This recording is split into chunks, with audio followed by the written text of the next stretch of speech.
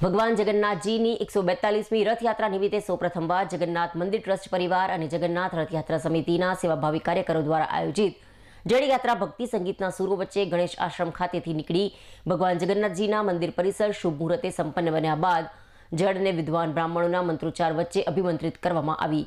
અને ત્યારબાદ જળનો ભગવાન પર અભિષેક કરાયો હતો। ત્યારબાદ બપોરે 12 કલાકના શુભ મુહૂર્તમાં ભગવાનનો નેત્રોત્સવ કાર્યક્રમ યોજવામાં આવ્યો હતો।